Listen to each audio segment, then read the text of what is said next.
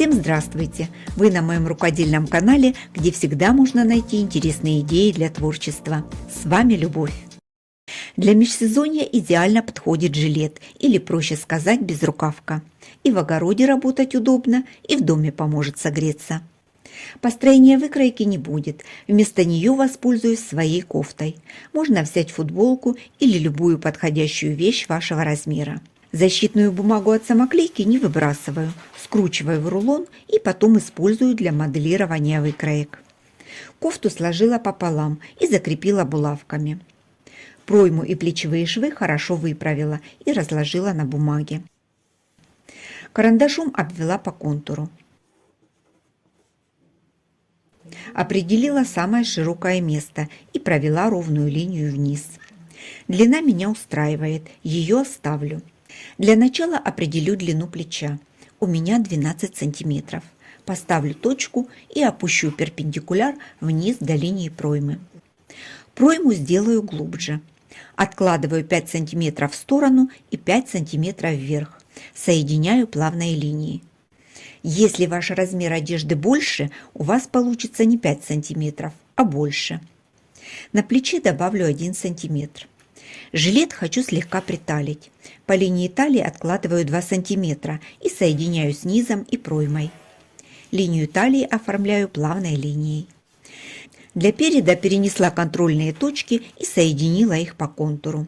Здесь все оставлю без изменений, а глубину выреза увеличу на 8 сантиметров. Пуговицы у меня будут небольшие, поэтому на планку для застежки добавлю 3 сантиметра. Выравниваю планку с полочкой и оформлю вырез плавной линией. Верхнюю часть планки хочу скруглить. Для лучшей посадки внизу откладываю 2 сантиметра и соединяю с боковым швом. Линию талии оформляю так же, как на спинке. Если не хотите возиться с бумагой, все это можно сделать прямо на ткани. Я воспользовалась бумагой, чтобы было лучше видно. Для пошива буду использовать ткани, бывшие в употреблении. Это будет основная ткань, она льняная. В компанию к ней подобрала ткани подходящих цветов. Для подкладки возьму рубашечную ткань. Одна поплотнее, вторая потоньше. Пока не решила, какую. Соберу полотно, потом определюсь. Утеплять свой жилет буду синтепоном. У меня силиконизированный, плотность 100 грамм на метр. Исходя из размеров кусочков моей ткани, решила собрать квадраты. Они будут все разные, одинаков только готовый размер. Собрала 40 квадратов. Чтобы работа продвигалась быстрее, нарезала квадраты 10 на 10 сантиметров и полосы шириной 6,5 сантиметров. Сначала пришивала полоску по короткой стороне, затем по длинной. Если цвет квадрата более спокойный, к нему добавляла более яркие ткани. И наоборот, с цветными квадратами соединяла полоски спокойных тонов. Квадраты получились все разные, ткани одинаковые, но пришиты по-разному. Такой способ сборки у меня занял совсем немного времени. Больше всего мне понравилось вот так собирать квадраты. Идея пришла случайно, когда соединяла остатки полос. Их я собрала больше всего. Полотно собираю без правил. Квадраты поворачиваю так, чтобы одинаковые цвета не совпадали. Сначала квадраты соединила в ряды. Ряды все пронумеровала и наметила верх. Если при сборке рядов совмещать почти ничего не приходилось, то здесь совмещала каждый квадрат и скалывала булавками. Собрала большое полотно для спинки и 2 поменьше для полочек. Соберу заготовку для стежки. Стегать буду прямыми линиями от центра к краям. Заготовки простегала, лишнюю ткань пока не срезала. Строчку прокладывала в шов соединения полос. Полосы у меня шириной 5 сантиметров, и я их еще раз разделила пополам. Расстояние между строчкой вышло 2,5 сантиметра. Плотную стежку делать не стала, хочу, чтобы мое изделие было мягкое. С обратной стороны ткань клетка. Стегала я по лицевой стороне, и попадать точно в линии не везде получилось, но я старалась. Обводить выкройку буду с изнаночной стороны. При стежке ткань немного села и не хватает на припуске, поэтому добавлю их на спинке. Здесь у меня достаточно ткани и хватит на 2 припуска. Спинку решила удлинить и по нижнему краю добавила 6 сантиметров. Обвела выкройку по контуру и закрепила все слои зигзагом. Бока на полочках подняла на 2 сантиметра, чтобы низ жилета был более свободный и не сковывал движение. На спинке бок тоже подняла на 2 сантиметра и сделала скругление. По бокам добавила 2 припуска. После того, как детали вырезала, я их сколола булавками и проверила, чтобы они все были одинакового размера и все срезы совпадали. Если где-то что-то не так, сейчас можно все исправить. Спинку складываю по центру и тоже проверяю. Люблю, когда на изнанке тоже все красиво, поэтому добавлю в зоне плеч и спины внутреннюю кокетку. Этот элемент выполняет не только декоративную функцию, он помогает укрепить зону плеч и спинки, и так изделие прослужит дольше.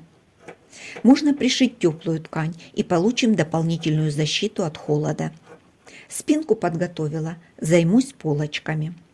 Планку для застежки решила закрыть однотонной тканью. Вырезала полоски шириной 4 см, пришила по краям каждой полочки. Отгибаю и фиксирую булавками. На соединении проложила отделочную строчку и соединила по краю прямой строчкой. По центру у меня идет соединение ткани, я его закрою пуговицей. Пуговицы пока пришивать не буду, сначала сделаю петли. Навесные петли я не люблю. Увидела на канале у Веры Борисюк вот такие ленивые петли в рамку и загорелась повторить их в своем изделии. Процесс изготовления таких петель выглядел довольно просто, но я решила все-таки попробовать для начала на образце. Пуговицы у меня небольшие, в диаметре 15 мм. Разметку на петли делаю на лицевой стороне. Размечаю центральную линию для петли и линию начала петли. Для обработки петли мне понадобится полоска ткани. В готовом виде она должна быть шире пуговицы с каждой стороны на 2 мм. Отрезала полоску шириной 4 см и заутюжила края в стык навстречу друг другу. Получилась ширина в готовом виде 2 см. Для каждой петли мне понадобится полоска длиной 5 см. Отрезаю и прикладываю к разметке, совмещая центры и начало петли.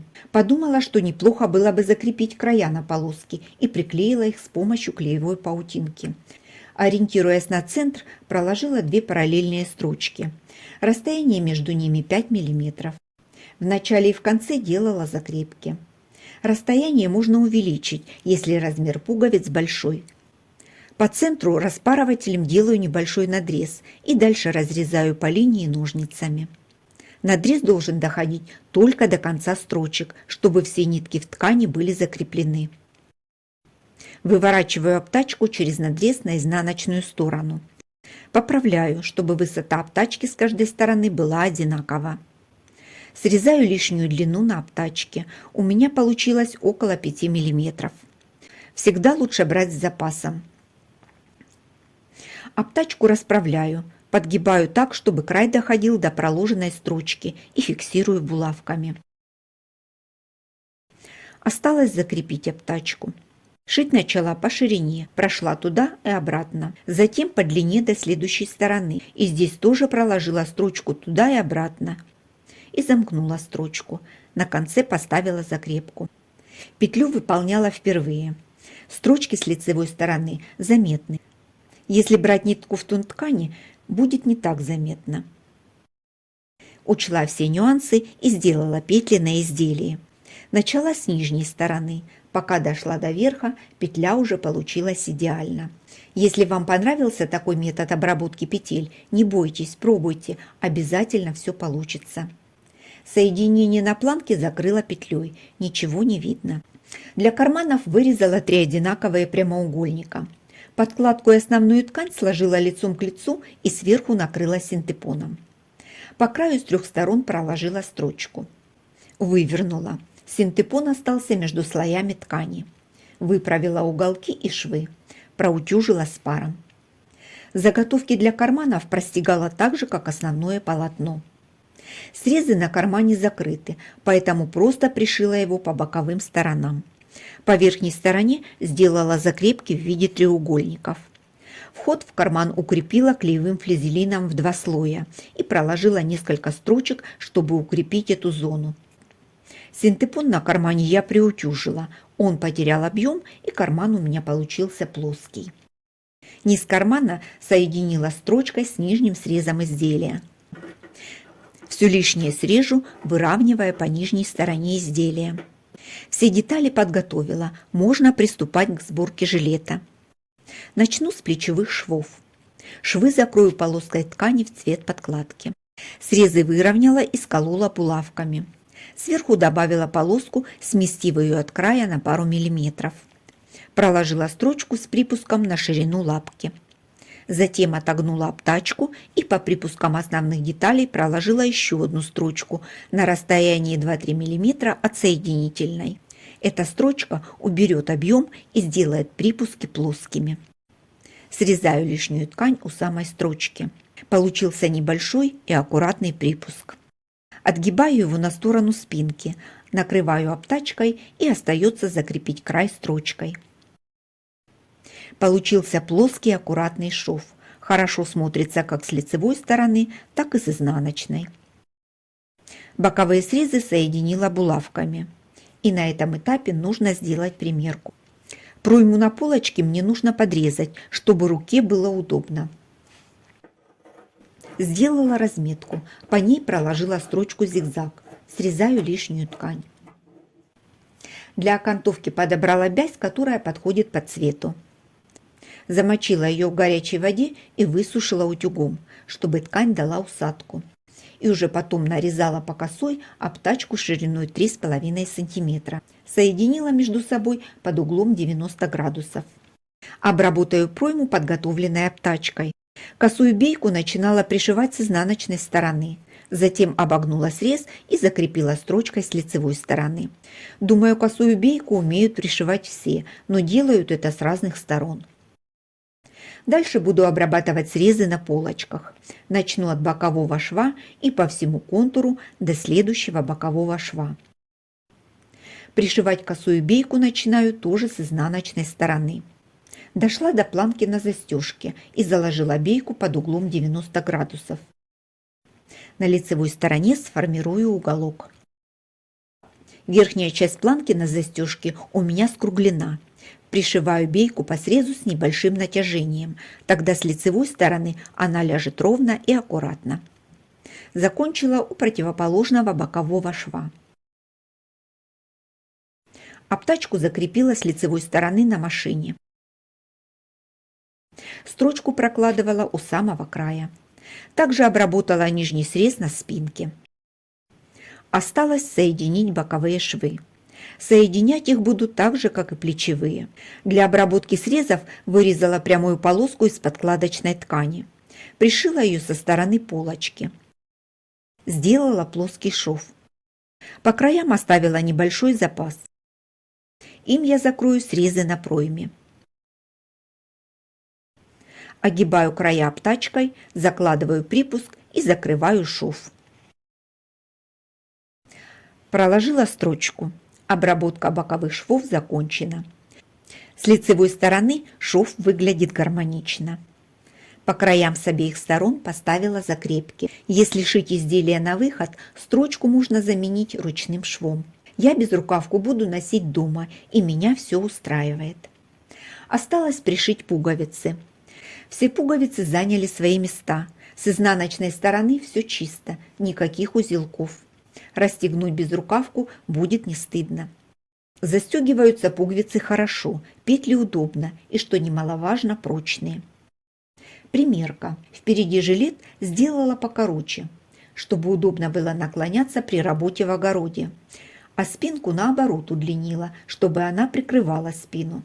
Небольшие вырезы по бокам добавят свободы при движении. Изнанка тоже выглядит достойно. Никаких сложных операций или специальных швов в этом изделии нет. Все сшито предельно просто.